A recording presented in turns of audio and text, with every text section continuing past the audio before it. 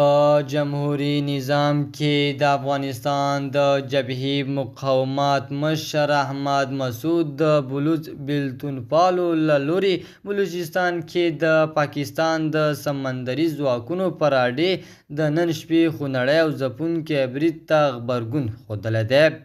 په سلامونو مو هرکلی کوم د AFG نیوز چینل درنو لیدونکو، سلام، ستړي مشئ، وخت مو په خیر. پام مو راګرځوم د دې ساعت تازه او مهم خبر ته، او په سر کې یادونه کوم ملګرو که مو چینل نه وي سبسکرایب کړی د تازه او مهمو خبرونو لپاره در سره AFG نیوز چینل په درنښت سره سبسکرایب کړئ. د جبهې مقاومت مشر احمد مسعود د دې برید په اړه پر خپل ایکس ټولنیزه پاڼه لیکلي: څوک چې د واخان د نیولو خوبونه ګوري اوس بلوچستان له لاسه ورکوي.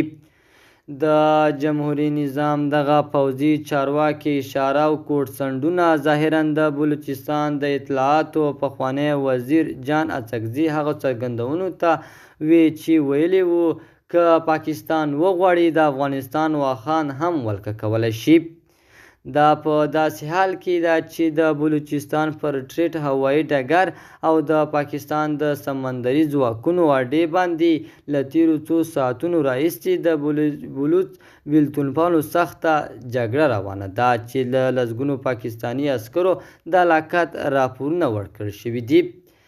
په دې وروستیو کې د بلوچستان مختلفو برخو کې بلوچ بېلتونپالو د پاکستاني ځواکونو پر مراکز ډله ییز او هدفمند بریدونه زیات کړي دي.